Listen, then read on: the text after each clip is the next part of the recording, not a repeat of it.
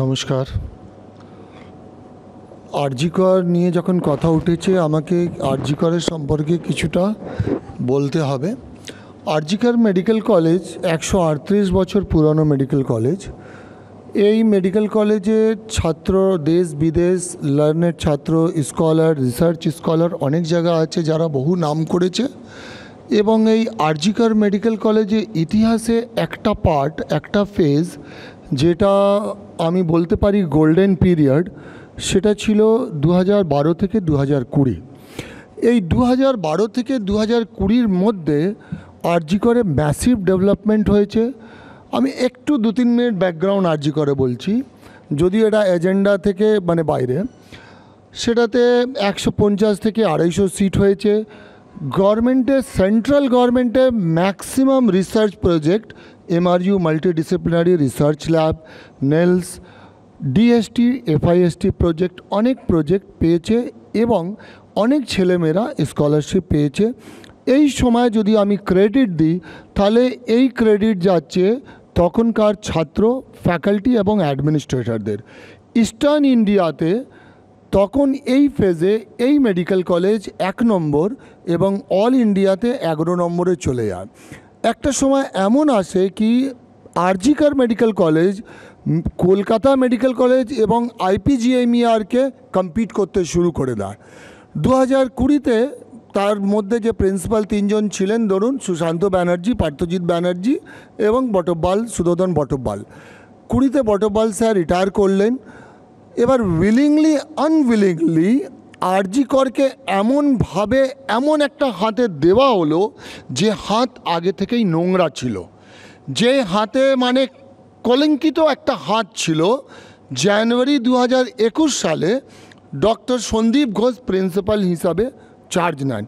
সেদিন থেকে একটা আরজিকরে ডাউনফল, আপনি কাউন্টডাউন, খারাপ সময়, এটা একটা আনফর্চুনেট একটা সময় শুরু হয়। সেই সময় যেটা প্রকাশ হয় স্বাস্থ্যর ক্ষেত্রে অনেক দুর্নীতি। সব থেকে যেটা উনি আগে কাজ শুরু করেন, ছাত্রদের পেছনে লাগা, তাদের হ্যারাস করা, বিভিন্ন রকম টাইম টু টাইম ওনার এগেনস্টে কমপ্লেন বিভিন্ন মাধ্যমে জমা হয়, কিন্তু কোনো অ্যাকশন হয় না। কমপ্লেন হয়েছে, আরটিআই হয়েছে, অনেক কিছুই হয়েছে, ছাত্ররা আন্দোলন করেছে, হাঙ্গার স্ট্রাইক করেছে।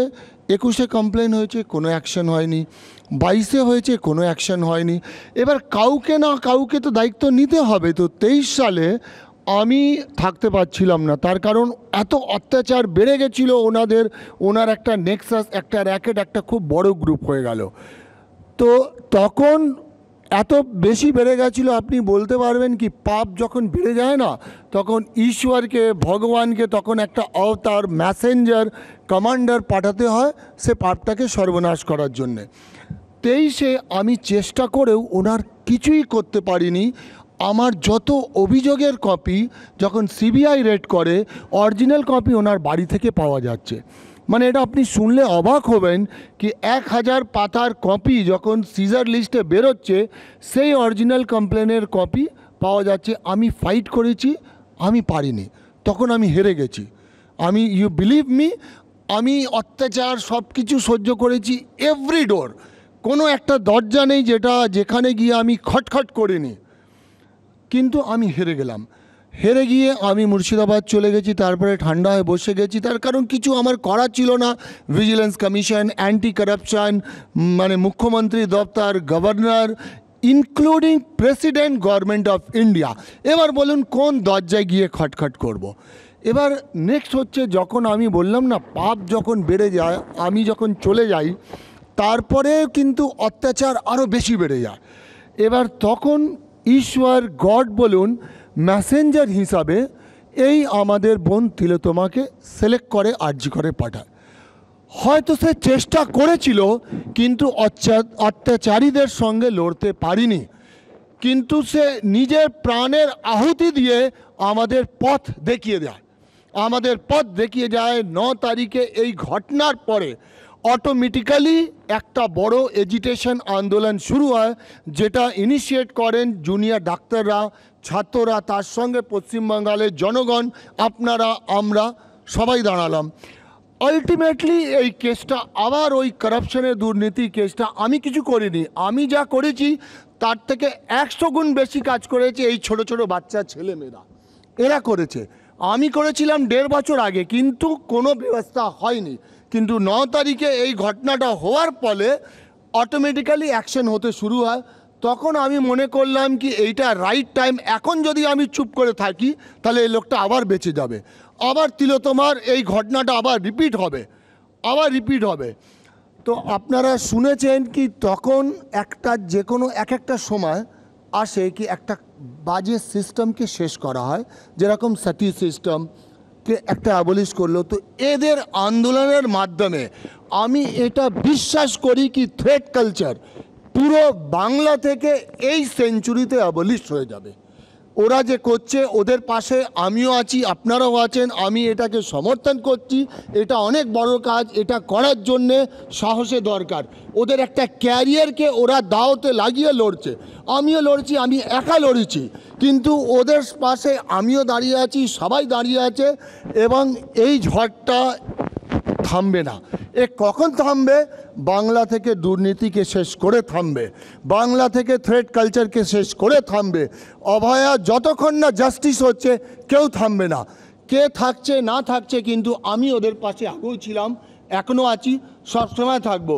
ওদের সম্পর্কে দুটো লাইন আমি বলছি, সেটা অবশ্যই হিন্দিতে, যদি আপনি পারমিশন দেন, আপত্তি না হয়।